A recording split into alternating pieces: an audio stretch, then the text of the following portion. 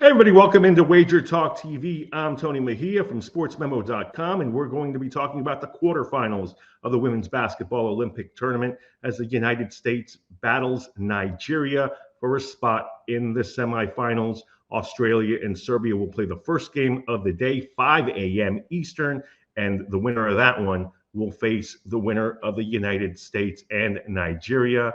And let's face it, it's going to be the United States. It's just a matter of by how many points they will win. And Australia is favored over Serbia, and that would be a great semifinal. And we'll preview it, whether it's Serbia or the Aussies, but the Aussies obviously led by Seattle's Ezi Magbagor and Minnesota's Alana Smith and Sammy Whitcomb and Christy Wallace from the Fever, Jade Melbourne, and the legend Lauren Jackson, all on that Aussie team. So the United States will be tested, whether it's Serbia or the Australian women's national team, in the semifinal. Against the Nigerian team, they won't be tested as much. They're a 27-point favorite. Game is at 3:30 Eastern time. Here in the United States, it's the fourth and final quarterfinal, very similar to Tuesday's men's tournament, where the U.S. was wrapping up the quarterfinals with a matchup in their part of the bracket as a heavy favorite against Brazil, and looking to move on to face the Serbian squad, which got by the Aussies as identical male and female quarterfinals, ended up being placed in the women's and men's brackets, with Serbia beating the Australians, coming back from 24 points down and winning in overtime behind who else but Nikola Jokic. So as far as the women are concerned, Nigeria made history, so I don't want to disparage them at all. They actually posted 2 wins in the preliminary round and are the first team, men or women, from Africa to reach the knockout stages at the Olympics. So they certainly deserve a hand. A lot of their players are born in the United States, play collegiately at Division I colleges.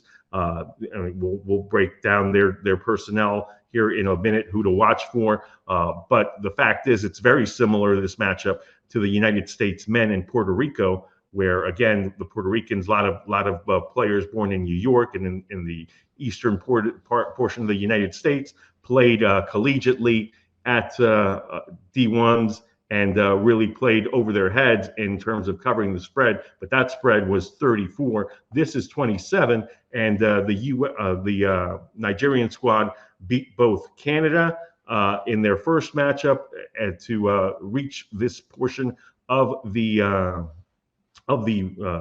women's tournament, and defeated Australia as well. They fell to host France 75-54, but the victory over the Aussies was great. And the most recent win against the Canadians made history. So you've got a New Jersey-born point guard, Azine Kalou, a 32-year-old who plays in France. She's led Nigerian scoring in all 3 contests, averaged 19.3 points per game. Her backcourt mate is the point guard Promise Amukamara. She also plays in France. She's averaging 6.7 assists in this tournament. And if Amukamara sounds familiar, she is related to the football NFL playing Amukamara's, the corners. So she is a great athlete. We've also got Captain Amy Okonkwo, 2 Italian-based players in her and Palace Kuniai Akpana, and Spanish-based Mujanatu Musa.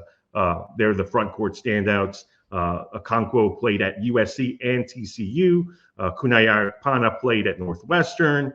Adebola Adeyeye currently plays at Kentucky. So again, and then you've got Elizabeth Balagoon, who also comes off the bench. She's a former ACC Freshman of the Year, began her career with the Ville and played at Georgia Tech and most recently Duke. She's an X factor in that she can shoot the ball. They've also got a 2-time ex-CAA Player of the Year in Nicola Anabasi, who played at Delaware. So a lot of these women will test themselves against WNBA stars, and obviously their effort level will be there. But as far as whether they can compete for 40 minutes, I don't see that happening. The number is set at 27 and has been bet down to 26.5. The total is 157.5, and our free play on the WagerTalk TV YouTube channel is on the over in this contest, even though in their most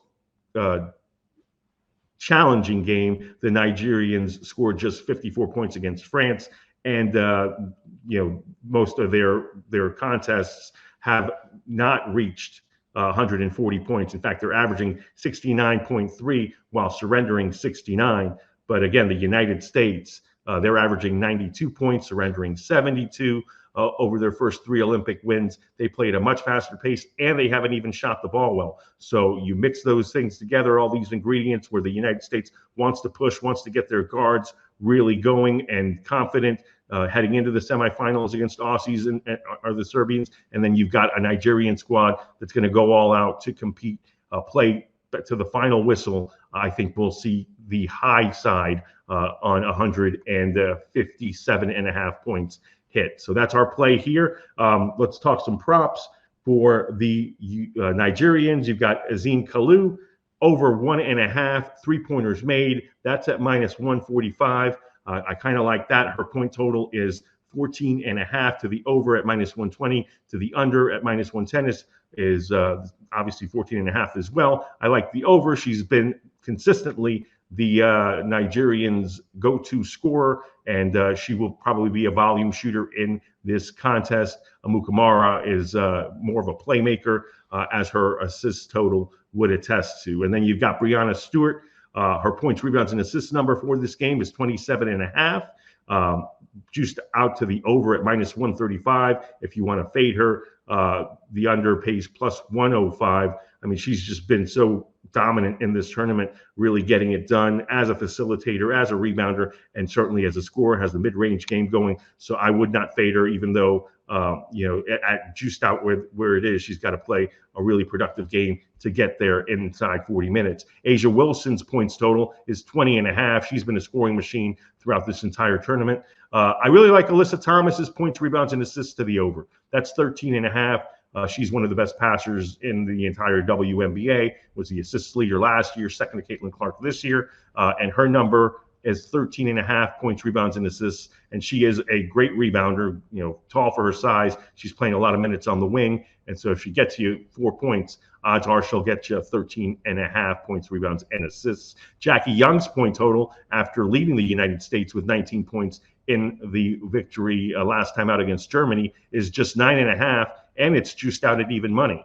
The under is -130. So odds makers are telling you they don't expect Jackie Young to have as great of a scoring contest in this one. And certainly she hit 5 threes. So probably not going to happen again, but 9.5 definitely tempting. I really like Jewel Lloyd to explode in this game. I think that she has had such a quiet tournament, but the opportunities will be there for her to impose her will in this one. And that's really why I like the over as well.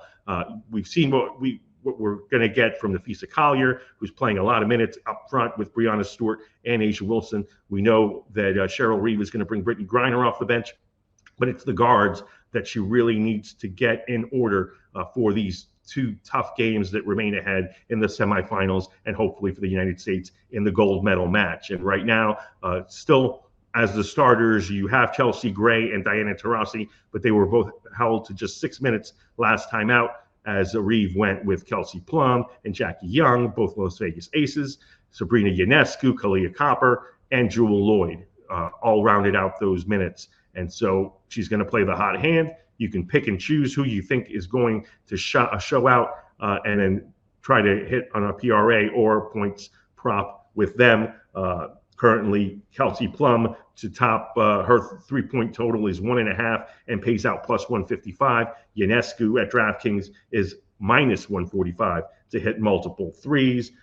And at this point, Ionescu is at 8.5 points at DraftKings, where the over pays out 115. The under pays out also juiced out at 115. So I like Ionescu a lot, but she's comes off a game where she had 5 assists. Didn't really shoot the ball well. From the scoring standpoint, I really like Jewel Lloyd, and I wouldn't hate on Kalia Copper as well. She can get going in a hurry. So the U.S. was 9 for 21 from 3-point range in their last game against Germany, but Young and Copper hit 8 of those threes. The rest of the team just 1 of 9. So we're really looking for Kelsey Plum, who has had big games on the international stage, to truly explode. So pick your favorite there. We imagine the United States is going to win this game by anywhere from 22 to 32 points. But the play here is going to be on the over to connect here between the United States and Nigeria. That number is set at 157.5. Obviously, get it as low as possible and then go to the over. Smash that like button for me. Make sure you're subscribed to all our videos here at WagerTalk TV. Be sure you are aware that we have a great deal that has just kicked off at both WagerTalk and Sports Memo, where you can buy a couple of months of the football packages and actually all sports that remain ahead in September and October, and you get the rest of August free. Look into that. Look into our football only packages, which gets you the rest of baseball. I'm going to have WNBA stuff, and I've really been doing well there once the league begins after this Olympic break. The NBA is obviously around the corner as well. Baseball still needs to wrap up down the stretch run, so we will get you taken care of at WagerTalk TV, Sports Memo, and WagerTalk, and make some money together going forward over the next few months. I appreciate you guys watching. I'm Tony Mejia. Have a profitable rest of your week.